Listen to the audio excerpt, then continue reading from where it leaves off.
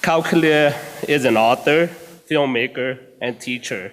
She is also co-founder of The Words Wanted, which is a company dedicated to helping immigrants with writing, translating, and business services. She was born in Ban Vinai refugee camp in Thailand in 1980. She and her family came to Minnesota as refugees in the summer of 1987. Her latest book, The Song Poet, a memoir of my father, won the 2016 Minnesota Book Critics Circle Award, a PEN USA Award, excuse me, in nonfiction, and Dayton's Literary Peace Prize. Her third book, a children's picture book, A Map into the World, will be released in the fall of 2019.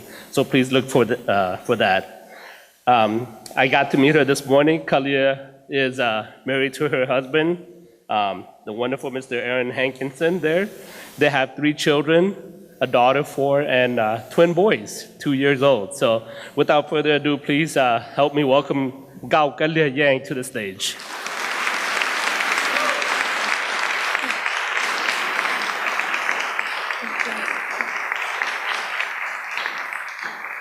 Can you all hear me?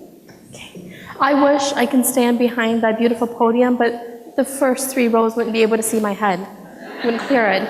So I'm going to stand here and do a reading, and then we'll do a Q&A. I'm going to let your questions, your curiosity dictate the trajectory of our time together. Thank you for a lovely introduction, Rocky. I wish I had won all those 3 final awards. The Song Poet was a finalist, so we want the record to stand clear. I'm going to do a reading from the Latehomecomer Hmong family memoir. I started writing this book as a 22-year-old. So the book is 15 years old in so many ways. I started writing it because my grandma was dying. She didn't know how to read or write. Her biggest fear was that she would be forgotten. And I wanted to assure my own fluttering heart that my grandma's memory would live on. I'm going to read a little bit from the beginning, the love story that brought me into being. But this book was written for my grandmother, Jolie, who never learned how to write, to my baby brother, Maxwell Huya, who would read the things that she never wrote, and it begins with an epigraph. Before babies are born, they live in the sky where they fly among the clouds. The sky is a happy place, and calling babies down to earth is not an easy thing to do. From the sky, babies can see the course of human lives. This is what the Hmong children of my generation are told by our mothers and our fathers, by our grandmothers and our grandfathers. They teach us that we have chosen our lives, that the people who we would become we had inside of us from the beginning, and the people whose worlds we share, whose memories we hold inside of us, we have always known. From the sky, I would come again. And this morning I told the students of Central High School why I began the book this way. I was a teenager. My family was living in one of the poorest neighborhoods in St. Paul, the east side of St. Paul. We were living in a 900 square feet home where mold grew wild on the walls. No matter how many layers of paint my father applied, no matter how hard my mother scrubbed, the mold flourished in our house. We were all continually sick. We lived in a life where mom and dad went to work every day after we got home from school, so my older sister Doe and I had to take care of the younger kids. One day, I wanted to go and see Titanic. I'd never been to a movie theater before. I lived a life in America where I pretended I had been to be normal. And that day, I was walking home, feeling the weight of the books in my bag, the gravity on my shoulder. My father was sitting on our sofa, tying his safety toe boots, getting ready to go to work. And I went and I dropped the books right in front of him. My father looked up, and I told him that I did not want this life.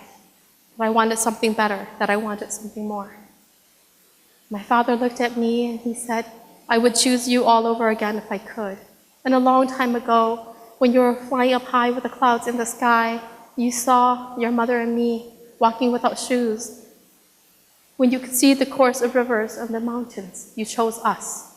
My father said, life is going to teach you the strength of the human heart, not of its weakness or fragility. He left. I didn't have the words to say anything. I hadn't prepared anything beyond the moment. And so many, many years later, when I started writing The Latehomecomer, there was no other way for me to begin. From the sky, I would come again. This is from the very beginnings of the book. And this is the meeting of my mother and father. She was 16 and he was 19, and their families had been in the jungles for 4 years. And so by this time, there was very little left. The day that my father met my mother was a normal day of scavenging for food in the jungle. My mother was with her mother. They were returning from a search for bamboo shoots when they passed by my father and his 2 best friends who were hunting. It was a small moment in passing. If the sun had hidden behind a cloud, if the sound of wild game had come from a different direction, then perhaps I would still be flying among the clouds. But it wasn't so. He noticed her. He saw that she had clear skin and long black hair. He saw that her complexion was lighter than the average Hmong woman's. He noticed that there were beads in her hair. He thought that her nose was big. She pretended not to see him.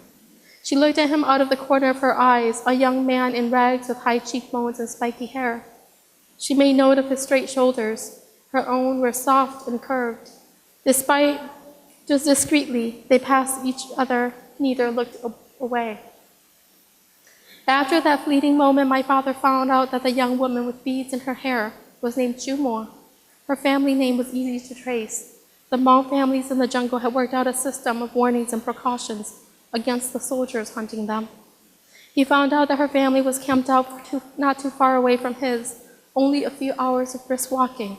He admits with a smile that he was first attracted to her beauty, the way she carried herself with her chin parallel to the ground, and her fearlessness.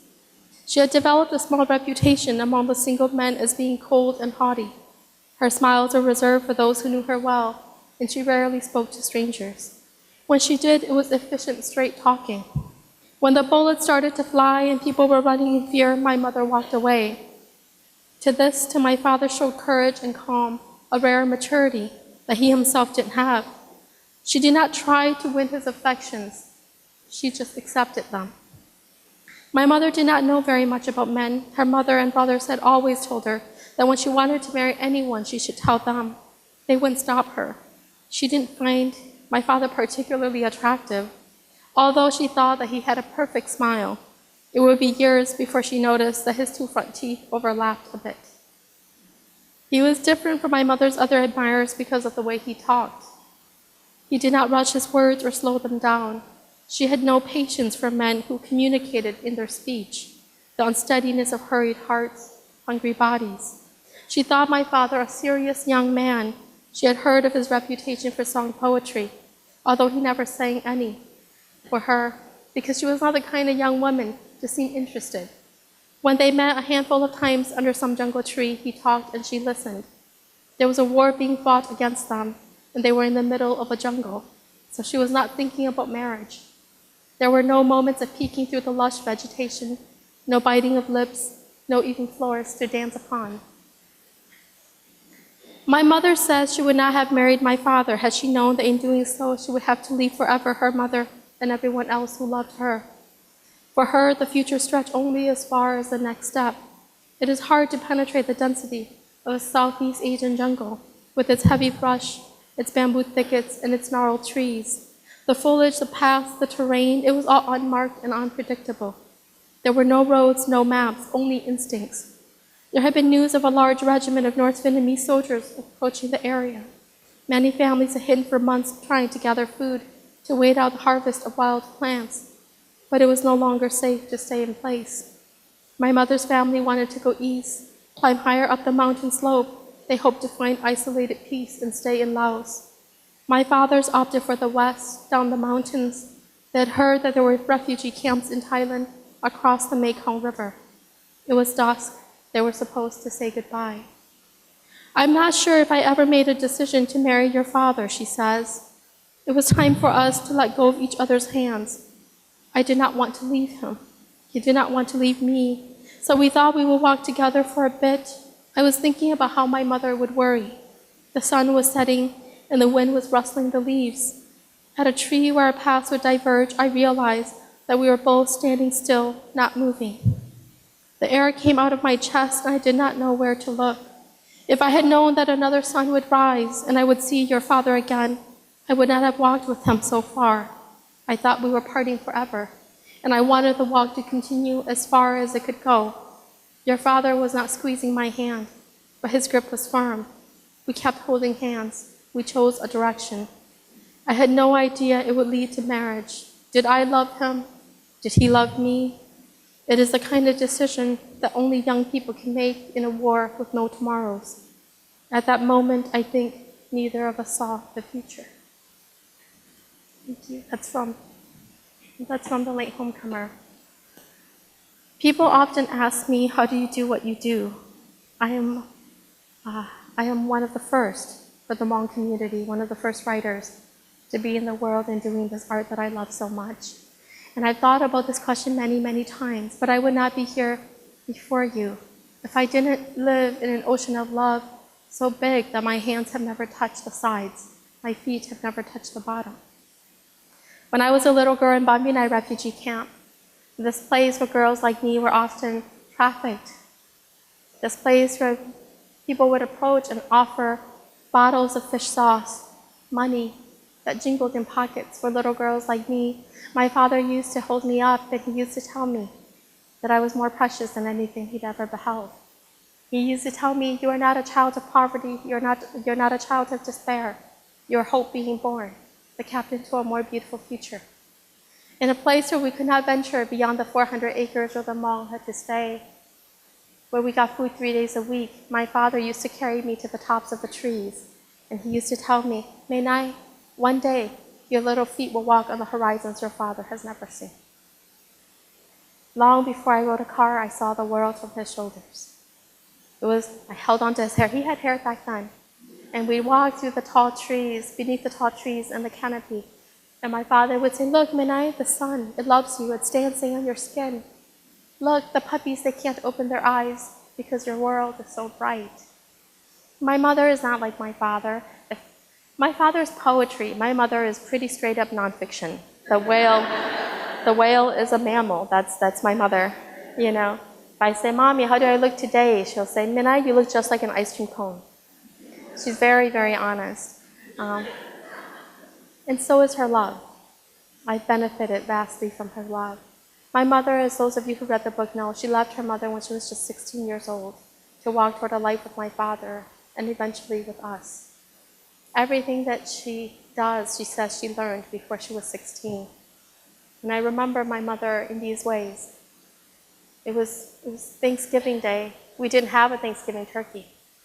The man from Meals on Wheels would come in the big truck, and it was always my mother, never my father, who went toward the door to open it for him. It was always my mother who disappeared every Christmas because they had no money to buy us gifts for Christmas, but there was this thing called Toys for Tots. So my mother would disappear early in the morning, and we'd wait for her all day. And around 4 or 5 in the evening, my mother would walk her big coat, because she got it from a church basement, high, tucked shoe high in this big coat with this little black bag, a little bit like Santa, I always thought. An unlikely Santa, this short Hmong woman in jeans and walking shoes. She walked in and she said, Menai, Merry Christmas. We always got a few stuffed toys, scarf, a mitten, to say that we got a Christmas too. My mother was the one who walked in front of my father and gave the cashiers the WIC vouchers that my younger siblings and I got to make sure that we had milk and cheese, peanut butter, all these things that we loved. It was always my mother first. And so this nonfiction woman and this poet of a man raised me in cold Minnesota, with a person I loved tremendously. The strongest person I knew in America lived right here in Fresno. My grandmother, Jolie. Grandma was a special woman. When I made wishes on the moon and the stars and the wishes didn't come true, I grew despondent. Grandma used to tell me, Menai, send your wishes on the airplanes. It means that they're somewhere in the world waiting to be found. Somewhere in the world waiting in time for you. Not the stars. They blink for all of time. The planes, Menai, that was my grandma. When I was maybe 14 and I really wanted braces because Pamela Anderson had perfect teeth. And, you know, in a life without cable, Baywatch is some excitement. I asked my mom and dad, can I have braces? Can I have braces? And my mom and dad, instead of just saying no, they said maybe next year. Maybe when we have more money. But I remember asking them for braces, and one day my grandma looked at me and she smiled. With her single tooth, my grandma was down to her single tooth by the time I was born, and that single tooth stood strong in her mouth until the moment she left me, till the moment she journeyed back to the land of the ancestors. But she smiled at me and she said, "Is my smile not beautiful?" And so in so many ways, my first book is a document of love. People ask me all the time, "Aren't you angry about what happened in that war? Aren't you angry that the biggest military force in the world entered the high mountains of Laos, commissioned boys 9, 10, 11, 12, and 13 to fight and die in a war where there would be no tomorrows?" It's hard to be angry, but you understand so well how blessed you have been. When no matter how poor we became, my father would look at us and he would say, "Your hearts are not poor places. You are not poor children." My mother would say, "Minai, what do you want to eat?" And no matter what we said, no matter what was in the fridge, my mother went to the stove and she made us something we loved. And so my book is not a book about anger. Anger would never bring me here. Anger would never give me the strength to stand before you today without a speech in hand. I write because of love. I live because of love. I work because of love. So that is the Latehomecomer. The next book, the next selection I'm going to read to you is from The Song Poet. The Song Poet is 2 years old. It's 2 years old this week. And like any other 2-year-old, it's learning how to walk and how to talk, and it's wandering further and further away from me. It's learning how to say no, among other things. But I'm very proud of the journey that the Latehomecomer has taken. If the Song Poet introduced a writer into the world, the Latehomecomer gave her a stage to stand on. With the recognition that the book has gotten, I'm getting fewer and fewer questions like this. How did you learn how to write? Or what are your, who do you stand on to write? People are beginning to understand that the Hmong come from an incredible oral tradition, and that in Uncle Ju's arms, every knuckle is a mountain top. Every freckle is a lake in the middle of a jungle. The hares, they're the trees. Everything comes alive. People are beginning to see that from Uncle Ang, I learned that the point of a story is to stand as a stop sign of the trajectory on the road of life. Its purpose is to make you pause, look both sides, check the trajectory of the horizon before you continue.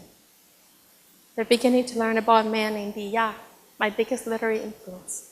I used to talk about Louise Erdrich and Robert Frost, the poet Rumi, but now I can talk about Biya, who taught me not how machines work, but how the human heart operates. So I'm going to read to you a little bit from my newer work. It's dedicated to the suns that rise on the horizons we've yet to see, for my brothers and sisters, my sons and daughters, for my father Biya, who sings those lonely songs, so that we may hear the trembling of the still fluttering heart.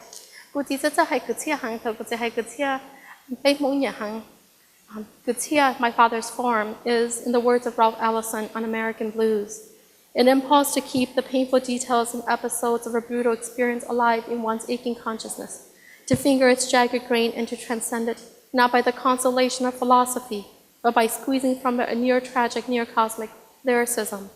As a form, the blues is an autobiographical chronicle of personal catastrophe expressed lyrically. Gutia's songs can be duets, the voices of fathers and daughters coming together, different verses within the same song, stanzas in the same poem. In 1992, my father came out with an album of Hmong song poetry. It was considered a bit of a hit in our community, so he made $5,000. His goal was that he would use that $5,000 to create the second album. But that fall, and I remember it very clearly, it was the first time in my life where I knew my mom and dad had a bit of money. And so before we went school shopping, I went up to him and I said, "Daddy, I'm not going to go to school if you don't buy me entirely new school supplies. I'm tired of sharpening the coloring pencils, of ripping out the used pages. If you don't buy me these things, I'm not going to go." And my dad looked at me. He couldn't say no, so he went to the $5,000. And that year, for the very first time, Joe and I got entirely new school supplies, including scissors and rulers. And we always bought these compasses that we never used. But that's what we did. That winter, before the first snow fell, my older sister Doe went up to my father and he said, We're not going to go to school if you don't buy us new jackets, new winter boots, hats, and gloves and mittens. We're tired of the old ones, the ones that we got from the church basements. My father looked at her and he couldn't say no, so he went to the $5,000. The younger kids came and they saw what Doe and I were doing, and they too wanted and needed things. And so the $5,000 translated into the rice in our bowls and the chicken drumsticks in our hands. And the years passed, and none of us said thank you because we were his children.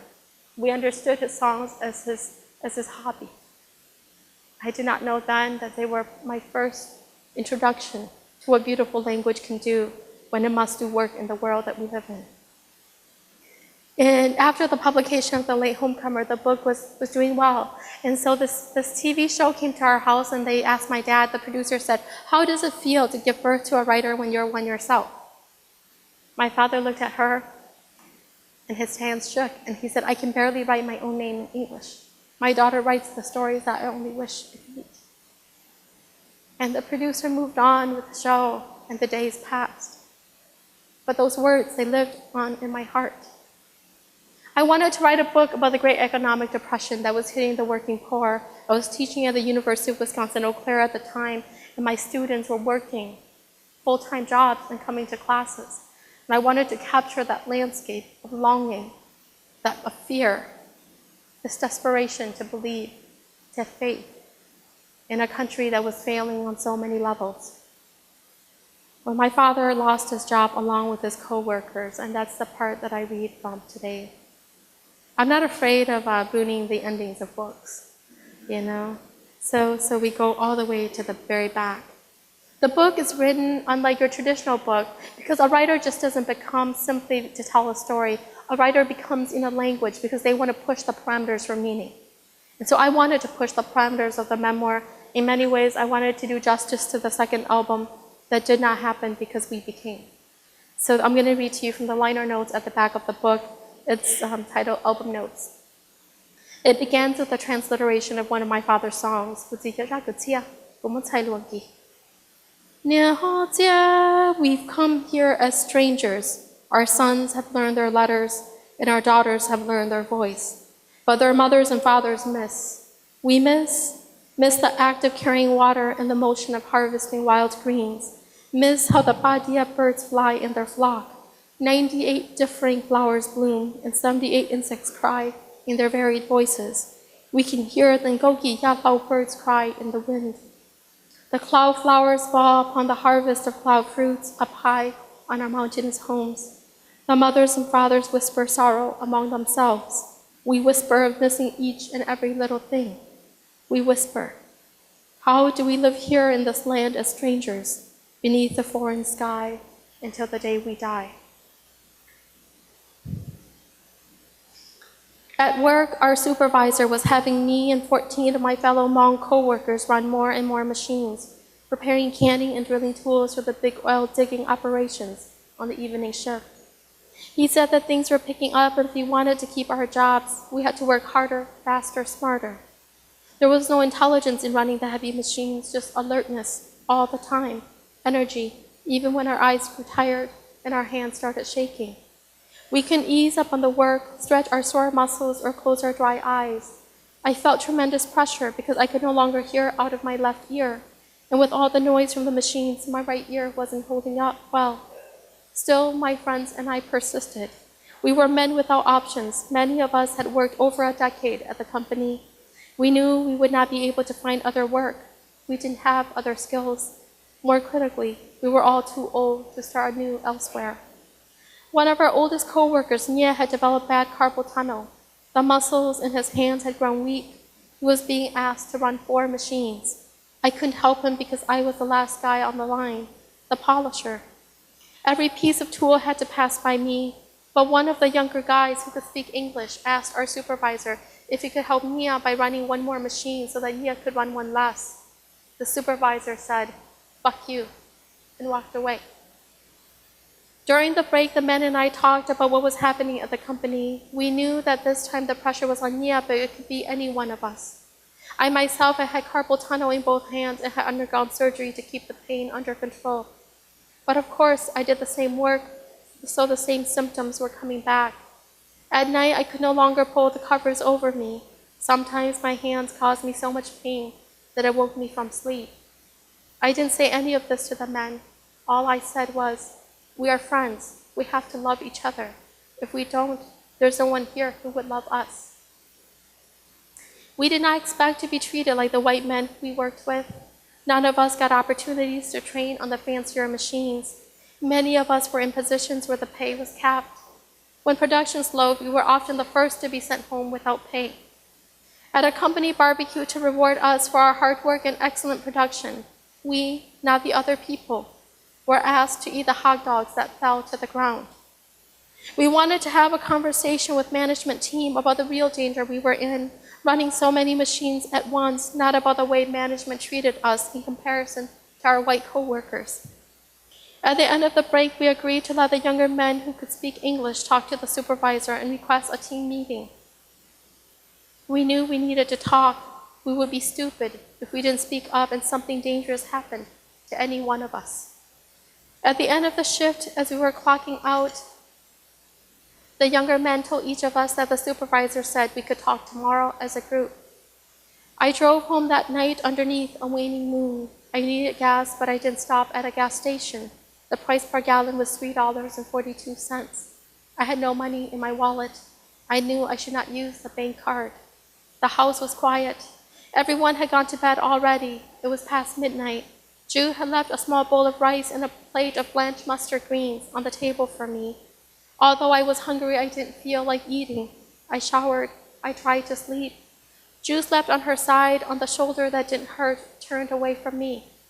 My hands hurt. I got up and I left the bedroom. In the kitchen, there were a few spotted bananas. I had one. I walked to the living room. I turned on the television. It was a news channel. Syria was going further into civil war. The U.S. military death toll in Afghanistan had reached 2,000. I sat in front of the television until my eyes closed. Ju woke me up sometime before dawn when she realized that I was not beside her. I was tired the next day, but it was nothing different from so many other days. I got ready for work, putting on my uniform and my safety toe boots. I said goodbye to my children. Ju wanted to know why I was going to work early. I told her about the conversation with the supervisor. Ju approved. She hated that I didn't speak up for myself at work. Ju felt bad about not working. She worried about me.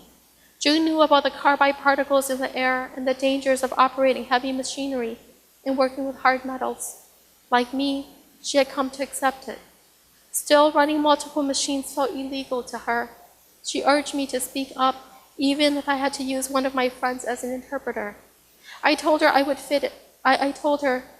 if it became necessary. She said that she would be by the phone, waiting for me to call at break time. Most of the men had arrived early. We asked the young ones to check with the supervisor to see when the conversation would be. We were tense but calm. We were quiet as we waited. We all looked tired beneath the bright factory lights. When the two young men came back shaking their heads at each other, we knew something was wrong. When we could see the supervisor walking behind them, we didn't know what to expect. The supervisor did not wear a uniform like us. He did not have on the blue polyester shirt with his name and his position on it, and the blue worker pants. A tall man, he towered behind the two Hmong men walking quickly toward us. There was no time to interpret. There was no need. The supervisor said, "Guys, if you don't like the way things are operating, leave." We understood his words. The young men who could speak English tried to explain to him that we were not giving up our jobs. They said that we only wanted to talk. The supervisor shook his head. He would not talk with us. There would be no conversation. He ordered each man to his station. My feet would not move. I thought about Ju not having a job. I thought about my younger children at home who needed more time to go to school. Su, Hu, Shao, Tay, and Max. I thought about Dao just having had a baby and Kalia still struggling to build her career. I thought about Ju waiting for me by the phone. I thought about my mother dying. I thought about my older brothers who never had a chance to work in America. I thought about Hu with his own business in America. I thought about the things I had spent most of my life thinking about: fate, destiny, life, and death. I did not heed the orders to go to my station. I found the heart of me that was Su, my rebellious son, my unhappy child in America. my struggling child who knew he did not fit in and did not try to. All of us stayed in place. We said, we're going to get our tools from our lockers. We're going home. We will return when the company is willing to talk with us. We had lived in America for a long time. We had seen the movies and heard the news about workers like us, Mexican workers and Chinese workers, African American workers, and women and children making a stand until the conversations were had, while many of us did not speak English fluently, because at work we were not expected to talk to others, only to the machines. We understood enough. Perhaps hoping that the supervisor would have the conversation with us if we gave him another opportunity to pay a little respect from one human being to another, we repeated what we had said. We're leaving if we cannot talk to management about what is going on here. The supervisor had never seen us stand up for ourselves. He had yelled at us throughout the years. He had gone angry, slammed tables, said, "Fuck you." He looked at us, his face registering his prize. We waited for him to find suitable words and actions. The round clock on the white wall ticked away the minutes. The supervisor's bafflement turned to anger as his face grew red. He said, "Before you walk out of here, think about your children." He did not understand us at all. He did not know why men like us stayed at places like this. He did not know the way the human heart worked, at least not ours. He didn't know that we had been thinking about our children all this time. We had not run through wars, waited in captivity, only to come to this country to work in such factories, and have men like him yell at us and mistreat us year in and year out because we had not been thinking about our children. We had taught them we could survive. We had taught them how to work hard. We thought we were teaching them the important lessons. Had we forgone in our exhaustion to teach them what we were worth, what they were worth? We would bow no longer, bend our heads no more. We were thinking about our children. We were thinking about how we, their fathers and brothers, had to teach them that they were worth fighting for.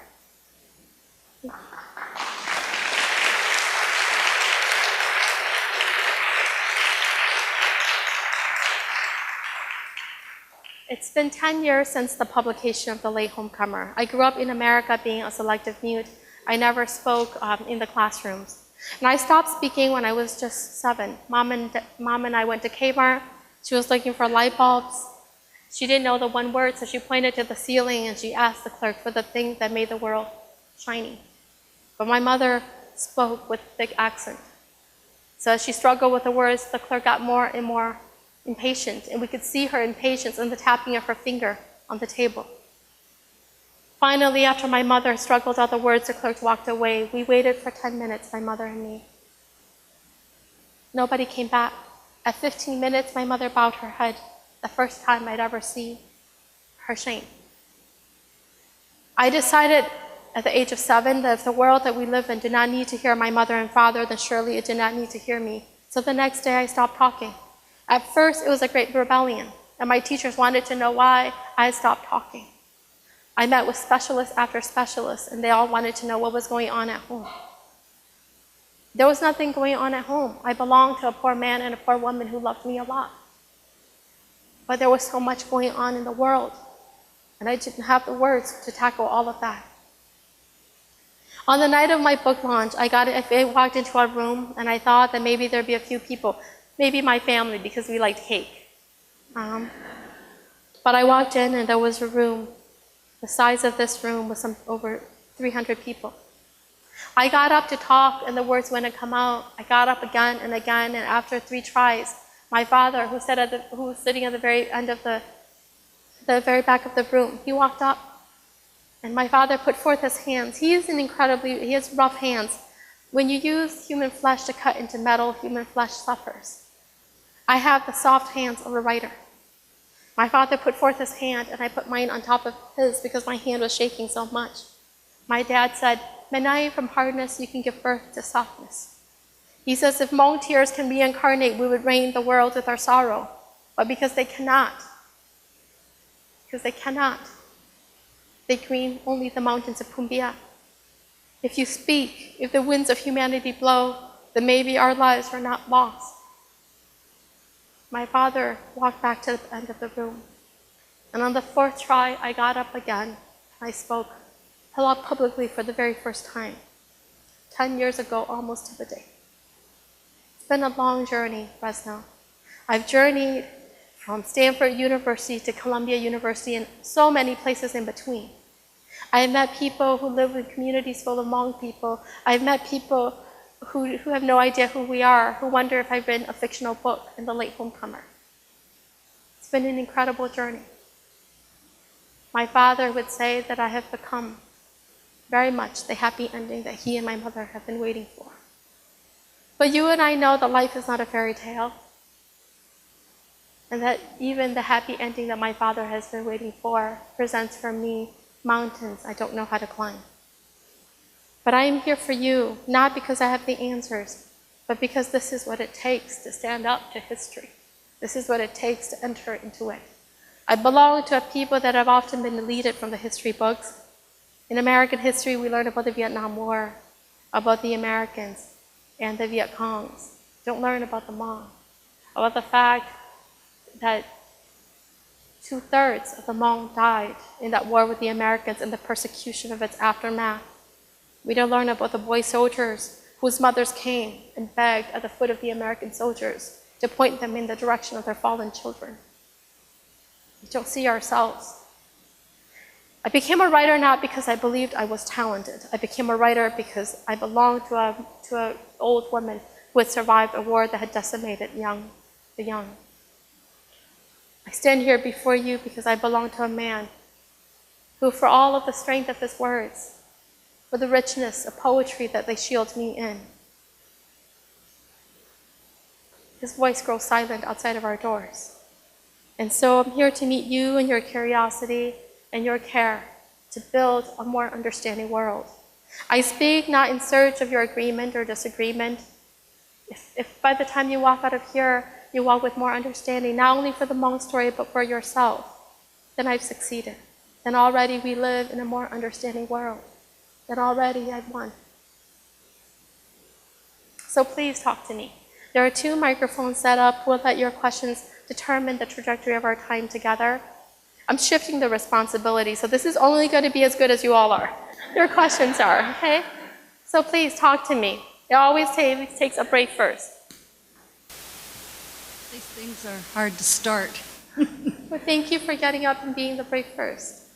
I just wanted to thank you for your book and your story, and for sharing it with us so beautifully. I read your book twice, and it was really amazing. Thank you. And I wish I had a smart question, but I'm just curious, who's helping with those 2-year-old twins? My older sister, Dot, she's only a year and 9 months older than me, but she acts like she's a world older. When we came to America, our mother and father, like lots of immigrants and refugees before and after us, they told us that they needed doctors and lawyers. Doctors would heal what was broken in our bodies. Lawyers would protect the rights that we never had enough of. A year and a half after we came, Doe won the North End Elementary School Spelling Bee contest. Without knowing the language, she could somehow take apart its words and piece it back together again. And so we decided early on that she would be the lawyer, which meant that in some worlds, perhaps I would be a doctor. But Doe, true to her words then and now, she is an attorney. She is a lawyer. And my father says to me all the time, Minai, you know that Doe is your life partner too, that long after the men have come and gone, that you two will have still know and share more of your lives than with anybody else. So my children are with, as they tell me, their other mother, Doe. Which is good, because there's a raging winter storm coming in Minnesota, so I had to reschedule my flight, so I'm going to be here 1 day longer. But it reassures my heart to know that they are with their other mother. Hi, Lee, my friend. Hi, Kalia. I just wanted to thank you for being here. That was an incredible reading, and it's a great honor just to hear you. My question is about the Latehomecomer. I'm sure there were a lot of challenges in writing the book.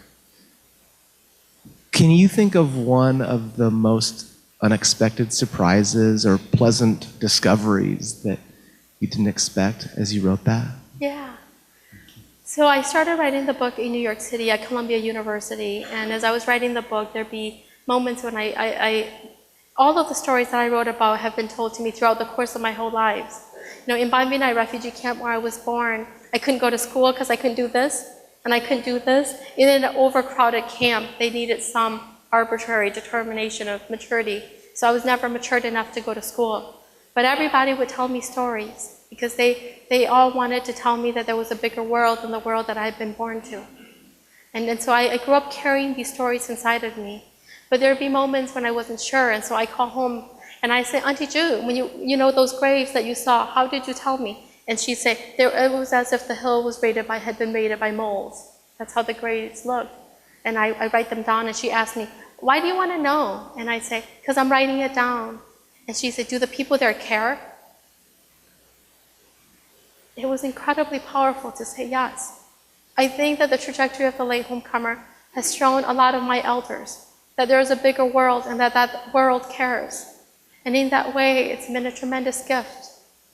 I just went recently to North Carolina last week, and there were elders in the room, and after I was done speaking, they came up to me and they said, Minai, we didn't understand everything that you said, but we're so happy that you've been our story, because now we can live with understanding on our side. I think the reality is that it is incredibly hard to live in a world where you don't have the words to position yourself. And it is a relief for my elders. And that's been a tremendous gift. I thought that the book would be important for the young ones in the classrooms, you know, to encounter. I didn't know what it would represent for my elders. So that was an incredible discovery. Thank you. Thank you, Lee. Anybody else? I'm going to give you all lots of opportunities. So then you can't go on social media later and said that I didn't talk about what you cared about. Okay? Or that I was boring. Okay, so this is in your hands. Yes? Thank you for being here. I loved your book. It touched me. I'm a teacher myself. I work at a small school, but there's only one Hmong person there, and he is the actually after-school director. And I gave him a copy, his own, of the book, and I asked him about his own stories and stories that his parents and family had told because they were refugees, and he said they don't talk about it. And he doesn't know very much, and he didn't know very much, and I gave them the book, and I said, well, maybe it could help you open up conversations. And so my question is, as a teacher, because I've thought about using this book, is how can I use it with my students, especially with the Hmong students, to help them to open up conversations in their families, for themselves, to tell their own stories? What would you suggest? That's an incredible question. When I became a writer, I didn't know that I would also have to become a teacher to be effective. But what I've seen is I've taught that book in classrooms as young as 5th graders. And it's incredible. It's incredible because so many of the young Hmong people here born in America, they have no idea what happened on the other side of it. And sometimes it's just because we've heard it too often. And so we've lost track of its importance in our lives. You know, but every time that the book has been taught, and I do residencies all the time, from elementary schools all the way through to graduate students and professionals, the response has been tremendous. The Winona State University created a curriculum specifically for that book when they adopted it twice as their common read. And so if you Google it, it'll come up, and then other schools as well. So there's a lot of resources out there for that book. I don't know what grade you teach, but in the fall of 2019, my first children's book comes out. It is titled A Map into the World. For the first time in literary publishing, we have a little girl who's Hmong, which sees the world and the spectrum of life from the position of a Hmong child. And I think that would be an incredible partner to the work of the Latehomecomer, to see that in photos, to illustrated, filtered through the eyes of another artist as well, this collaborative work. You know, my work, I think, the writing that I've always been attracted to has been accessible writing. I don't like reading books with words that I don't know. I never have. One of my favorite writers, I say, is Louise Erdrich, and there's one line in Love Medicine where she talks about a girl who wipes down a church. She cries into the bucket. The church weeps with her. I understood every single word, and yet meaning had just exploded. That's the kind of work that I'm interested in. And so my work in that way is incredibly accessible. In the spring of 2021, Minnesota Opera is turning the song poet into an opera. And I think a children's opera, to be specific, because they have a feel that the book would be able to communicate and translate. The reality is that the age of an audience doesn't determine the material that they're able to take, because life doesn't hold back from anyone. Privilege can protect, but life would deliver its blows.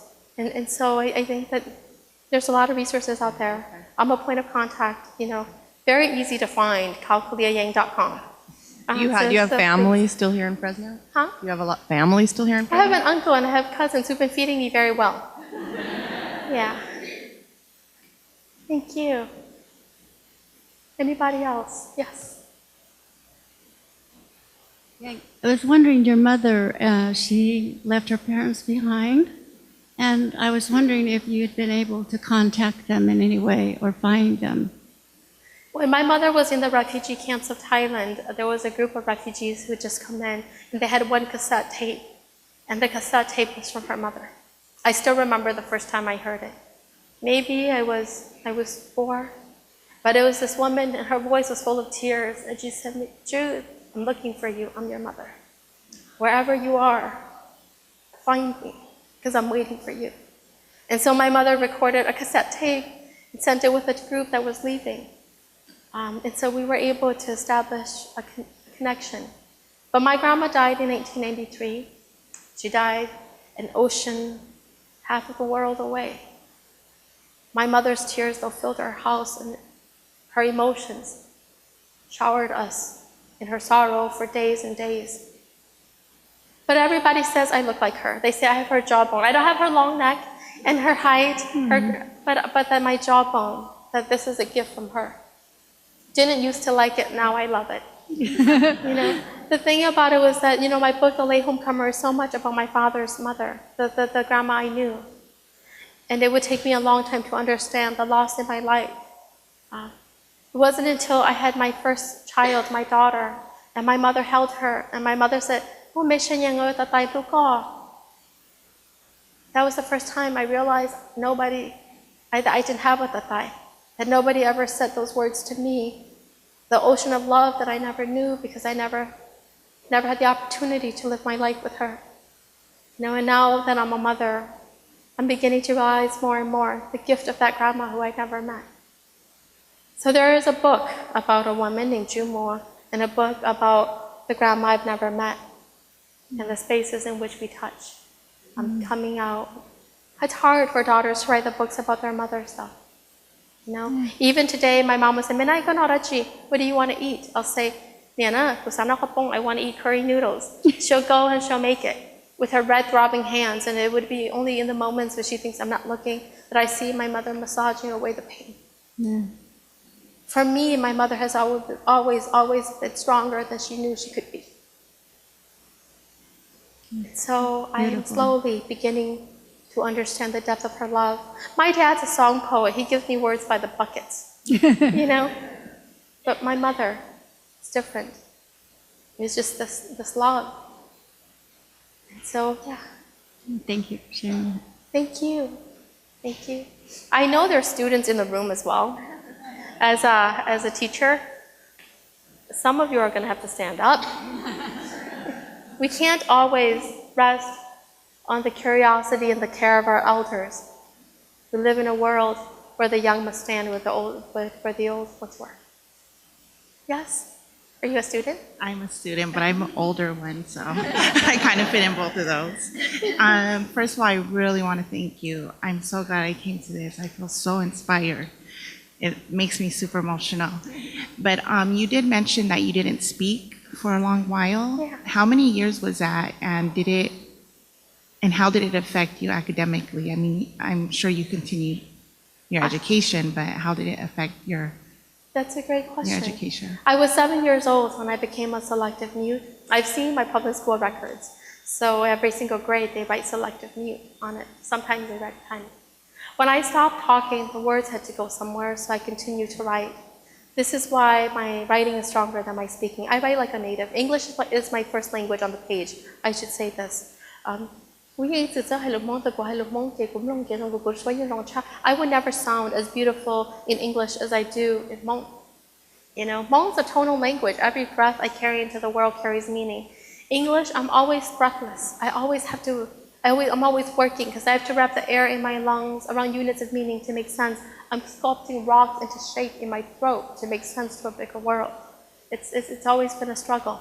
But on the page, when I write, what I learned was that people are much more patient with the page than they are with the presentation of who I am as a little girl even. On the page, whenever I made mistakes, my teachers with squiggly line, they put a big question mark. The question was always, what do you mean to say? I got more than one chance on the page. You send a little girl chasing after meaning, and in the process, you create a writer. That's what it takes. All those years when I was very quiet, my teachers would say to me when they say, what's your name? And I whisper, Kao. It didn't say Kao Kalia Yang, I didn't say Kao Kalia Yang because that was so hard. I said, Kao. And they would say, can you speak louder and louder? And what I realized that so often we ask others to speak louder, very few of us ever tune up the volume of our listening. We can do that. You know, these things have taught me certain rules about the page. And this is funny. I took a 4-H class because I'm writing a lot about war, so I wanted to know the weight of a gun. And they have these rules that govern shooting that I think has taught me so much about writing, and also from my silence. That the best hunters use the least bullets, right? From my culture, I understand. Without a written language, the Hmong, we had to use our words to write on memory. Words are valuable. They're like money. You use them to buy and to sell. In America, we're rather more careless in English. You don't have to be that creative when you're insulting somebody. Everybody loves F-U-C-K, you know. It's entirely different. And so the best hunters use the least bullets. It's important to know your target. It's more important to know what's behind your target. You never raise your gun unless you're willing to shoot it. These rules have taught me how to express myself, how to communicate on the page. And so I've learned a lot.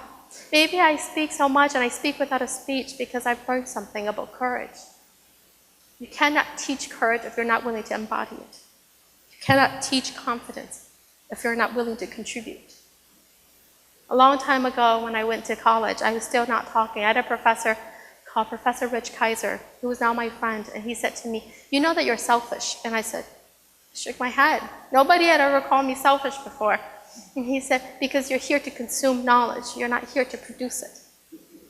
That was the first time I became self-conscious of the speaking. But my book came out when I was 28 years old. It took, in the words of Abe Lincoln, right, a score and something to get me to speak. But even now, when I talk in English, you can hear my fear, you can hear my tears soak through.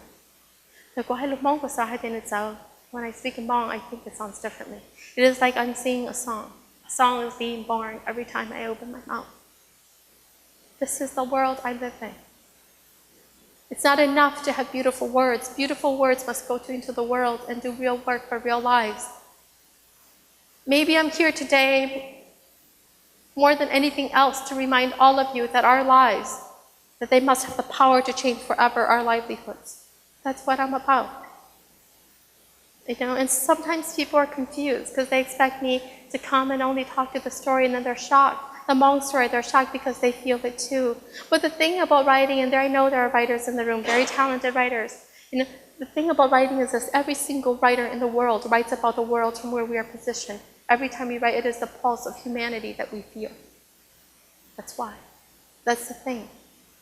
My father told me when I first became a writer, he said, Menai, the work that you would do will go beyond your gender, it will go beyond your people, it is for a greater humanity. That is the person that I gave birth to. All of these things swirl, and somehow they make my spine stand strong. Even when I'm tired, even when gravity hits me hard. So that's why I do it.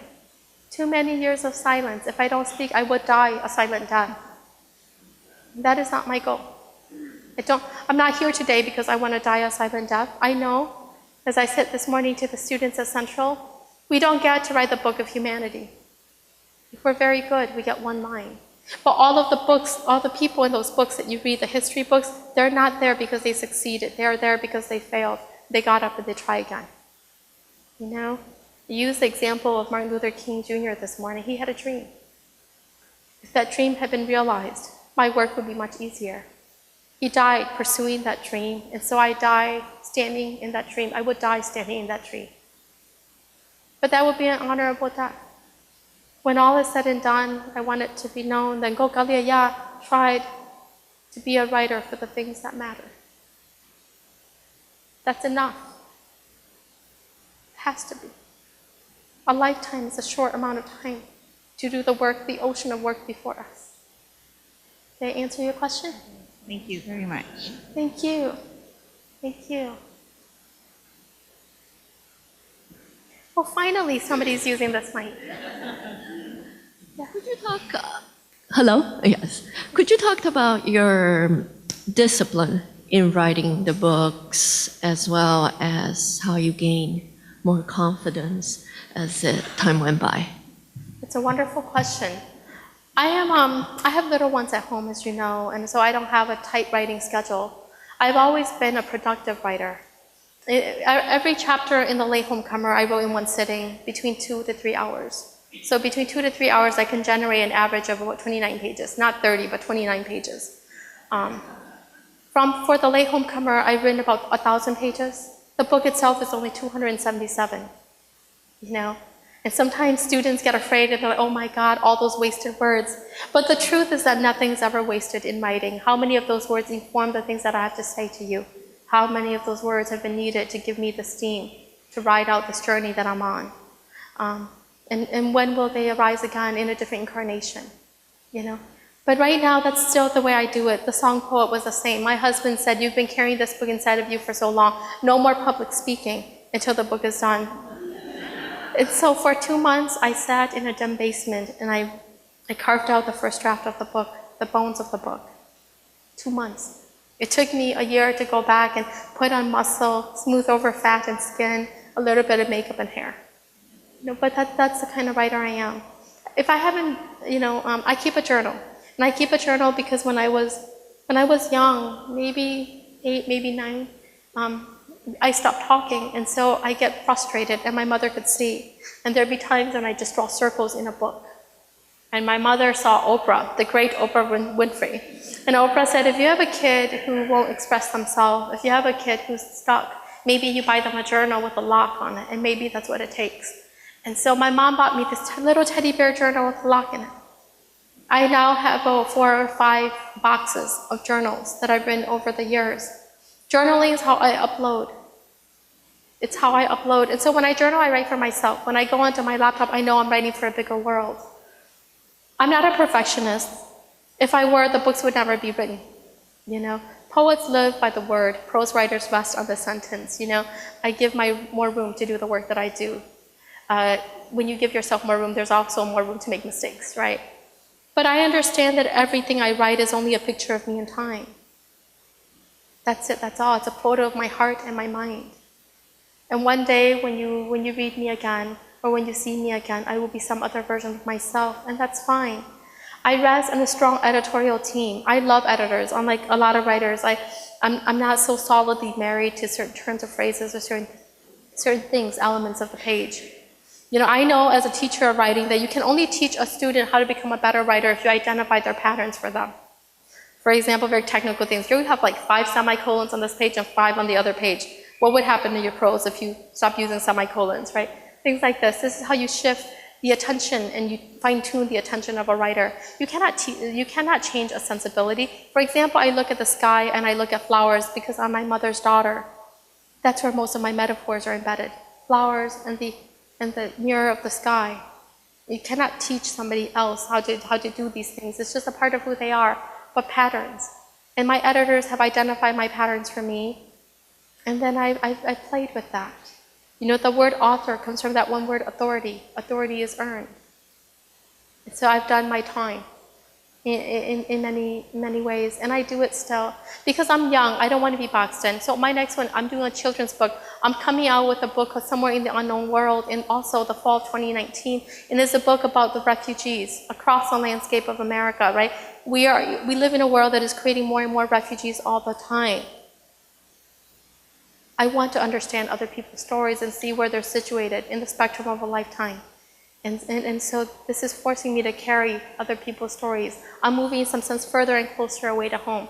Because it is when we read about others, it is in the gift of that experience that we learn much more clearly where we're situated.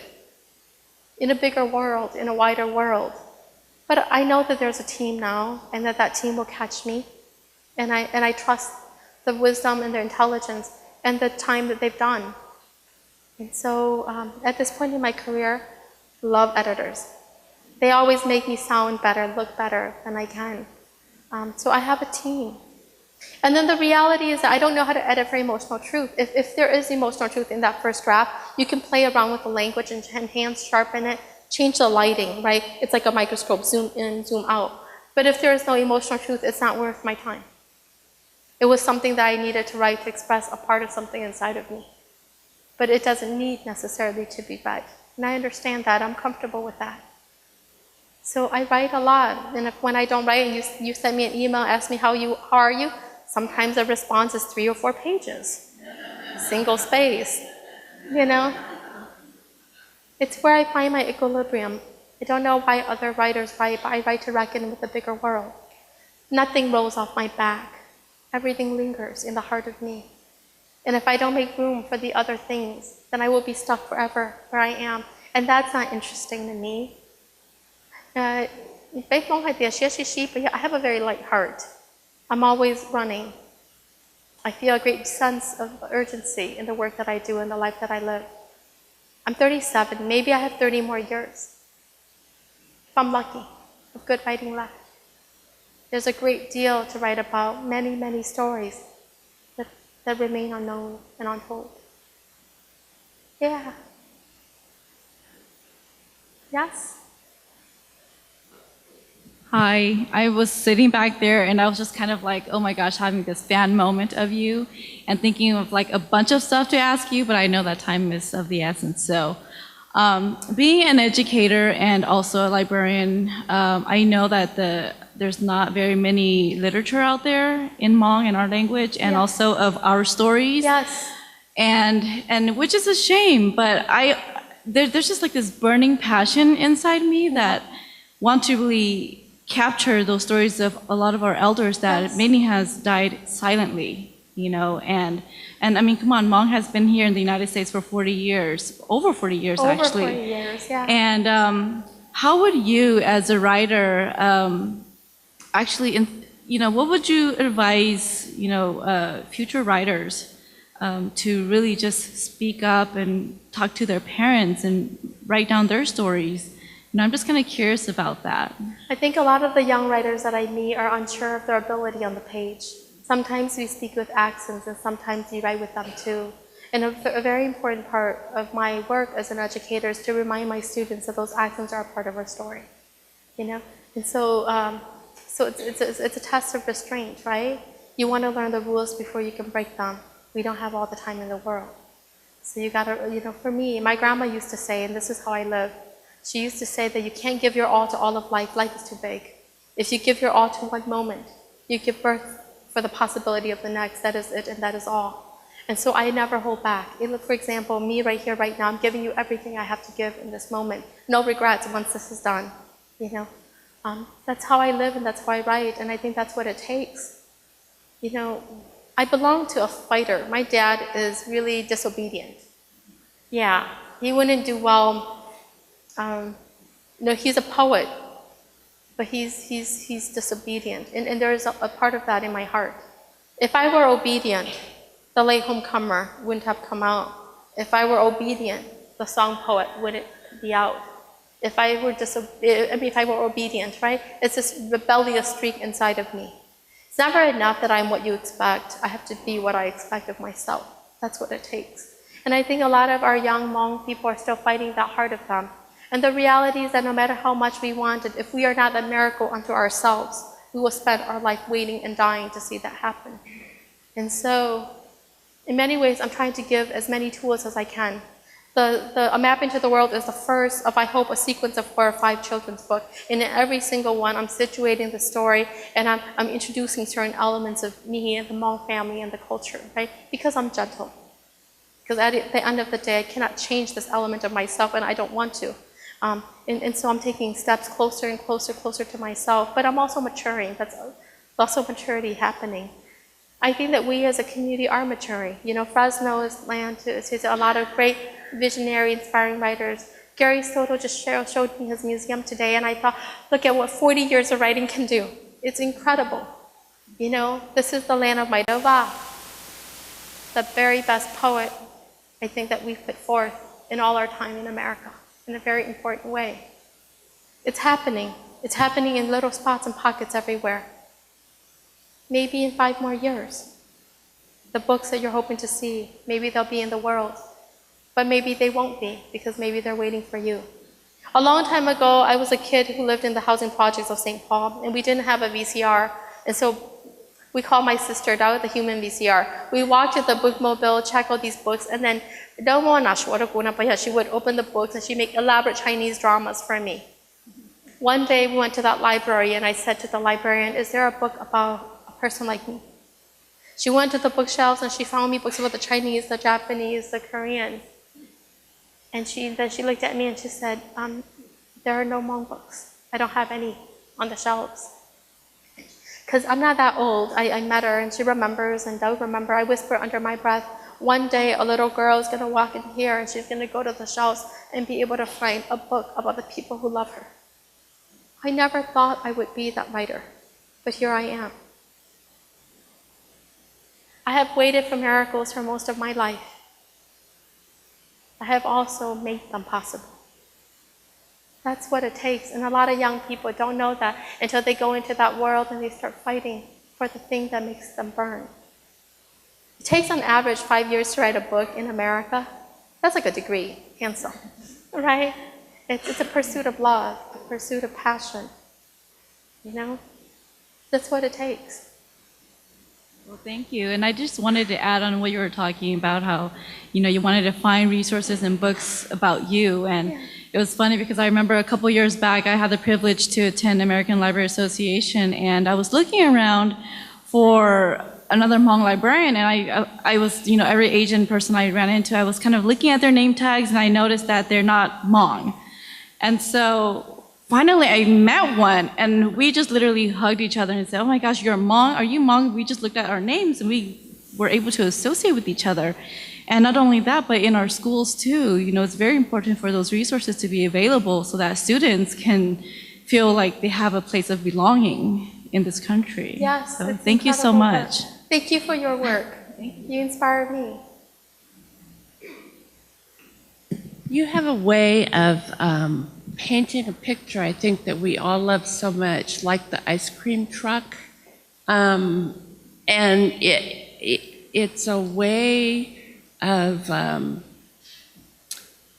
regardless of our own background, how different it might be, the feeling there is so, it's so universal. And I just wanted to read one little thing and then I had a question. Please. And I love this. My father's voice, usually deep and even, sounded strange to my ears. In English, his voice lost its strength. The steadiness was gone. It was quiet and hesitant. Did all Hmong people lose the strength of their voices in English? And I was wondering about the rest of your family, your brothers and sisters. How have they done? Well, Dao is a lawyer, like I said. She's maybe an inch shorter than me, but you know, every time I watch her, I'm reminded we do not need to be big and tall to change lives forever. She is very much my role model in that she's very fearless. She built her life because of her faith, not her fears, and that's incredible. Now, she had a limp growing up because she had polio as a child, so the world was never quite even for her. And when I was writing about the sad moon high up on her thigh, I asked her, how do you feel? And she said to me, Kalia, there's so many people who live in this world who cannot hide their disabilities, their challenges. Who would I be if I said that I didn't want you to put that into the world? Her courage, her bravery is incredible. Then there's me, then there's 9 years, and then there's Sue. And for those of you who haven't read the song Poet, you should.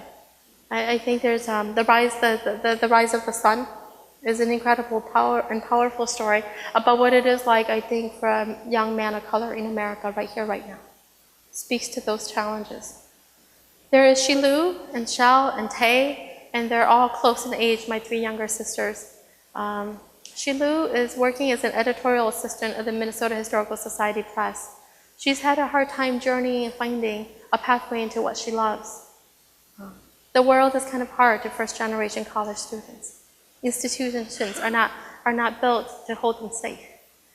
There is Shell, who will be graduating from Stanford University this June. And we will see where her journey takes her. She's more technically intelligent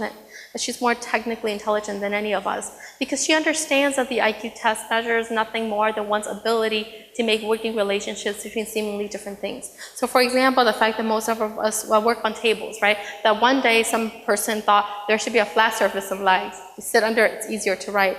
You know, these relationships Shao can construct and deconstruct very easily. There is Tay, who once upon a time told me that she would maybe one day grow up to be a teacher or a florist, because there's no difference between arranging what is beautiful for the world. Right now she's at Columbia University doing her Master's of Social Work. And Tay is incredible because she had lead poisoning. In that moldy house that we grew up in, Taylor had lead poisoning. And so she suffers from short-term memory loss. But she has a mission. Lives will not be determined by the conditions and circumstances that make us possible. And so that's where Tay is on her journey. And then there is Maxwell, who's 14 years old. I have a 14-year-old brother, the only grandchild who my grandma never met. He was born exactly 9 months after she died. Grandma died on February 18th. Max was born November 26th. You know, Taylor was already 9 at the time, and Mom and Dad said that they were done. But my grandma said to my dad, when they carried my body out of the funeral home, I want you to go down to your knees. And I would grant you one wish. Well, my dad, I felt like when she was saying that, like he wasn't really listening, but when they carried my grandma's body out of the funeral home, in the flying snow, my father fell down to his knees. And 9 months later, my mother gave birth to Maxwell Huya. Growing up, Max used to say that Grandma made his heart strong like Superman. I remember in 2nd grade, their theater teacher told Max, act like your grandparent. You know, act like a grandparent. And Max lay down on the stage and became very silent and quiet like this. And the teacher said, Max, you don't understand what I'm asking. I want you to act like an elderly person, like a grandparent.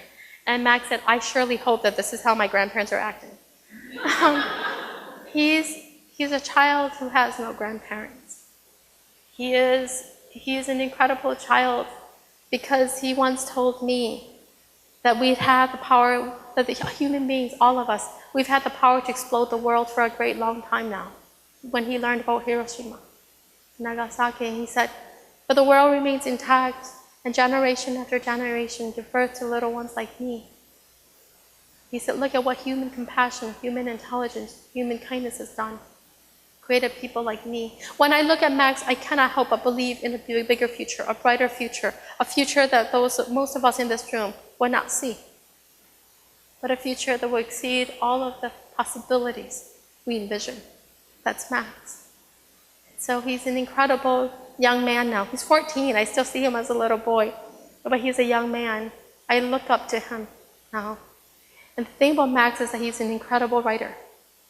He's an incredible writer, much stronger and more confident, and at the same time more compassionate on the page than I ever was at his age. So I'm excited to see where his journey takes him. I have a team of 7. It's a big team. Yes, Precious. Hi. So I just want to say again, thank you for writing the book, because you gave me the possibility of learning about my Hmong people's history. And I saw you earlier today at Centro, and I cannot express to you how much I am thankful, because I am young. I am 16 at the moment, and I did not know the struggle that my grandparents had and my great-grandparents had. So thank you for writing the book, because I'm lucky my great-grandma is still alive. I get to say thank you to her, because I am also learning Hmong. So my question was about the Latehomecomer, because earlier at Central you kept saying that you want to go back to the land of the ancestors, which is Laos. So my question is, do you still believe that the Hmong people's soul go to Laos still? You know, when I talk about the land of the ancestors, I don't think it's Laos.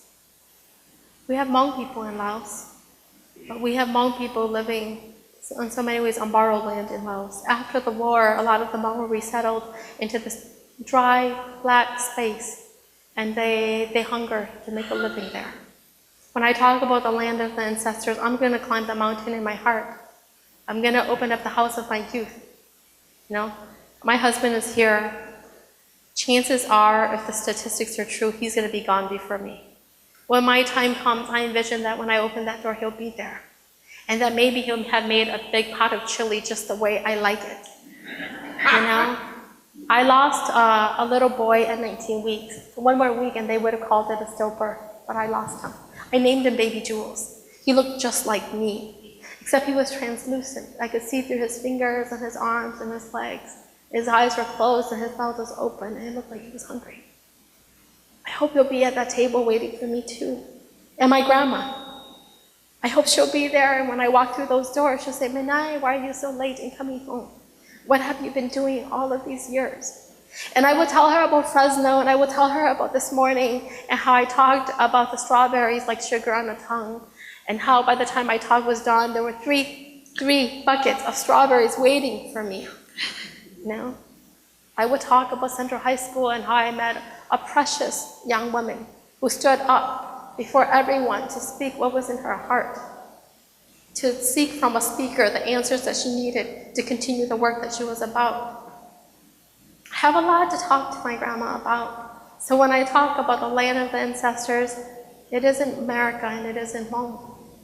It is the space that I carry in my heart. Because although my grandma's been gone for 2003, right? She's been gone for as long as I've been a writer. I've been on this journey. I still talk to her in the present tense all the time. Grandma used to say to me, Menai, surrounded by wisdom, without the experience to back it up, you don't know how to use it. She's incredibly right. She's right. You know, I didn't know what she meant about how much she missed my grandpa after he died until I got married, until I fell in love, you know. And my husband would he was doing a PhD at the time, and he would go to school, you know, after breakfast, come back for lunch, and sometimes we'd even have dinner together. And in those years, I realized that my grandma lived most of her life without my grandpa by her side. 40-something years. Life is teaching me the wisdom and the strength of my grandma each and every day. And I believe that when I travel to the land of the ancestors, I will meet her again. And I will tell her that she was right. That I needed experience to back up the wisdom that she left me as a gift. So that's what I mean when I talk about that faraway place. High up where the clouds rest among the grass, where the dew is wet and the flowers bloom year-round. Where there's chili, a pot of chili waiting, hapongtu, and my mom and my dad. It's scary to think about a world without them, but it's beautiful to imagine a conversation with them once the journey is through, once the stories have been told. My father probably asked me, are people still reading the song poet? And I would love to tell him that yes, they are. The Olobiya's second album never came out. The story of his life lives on. Because that's why poets sing. They sing so that the songs can live long after they're gone. That's why they have children like me, and they raise them high on shoulders to see a bigger world, a better world. I'm super proud of you. You made this all worth it. Give me heart for the next adventure, the next city I'm visiting, where nobody will know who I am and what I have to offer. Give me heart for that journey. Thank you. I think we're out of time. I want to thank you, Fresno, for your sweet strawberries, but beyond that, for your curiosity and your care. You've done a good job taking care of each other, among them a great deal of my people. Oh, I just wanted to tell you that your book moved me so much that I had to make this out of love for you. Thank you. And I'll... Thank you so much. Can we all see?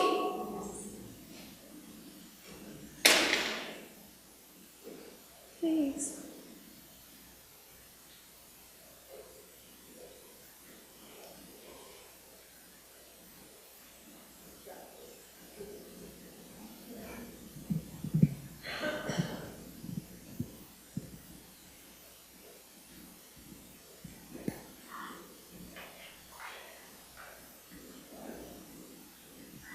Thank you. It's going up right by my computer in my. Thank you so much. Thank you. Okay, we have one person left, Ernie. We're gonna have to take this one. Yes. Only because it's scary.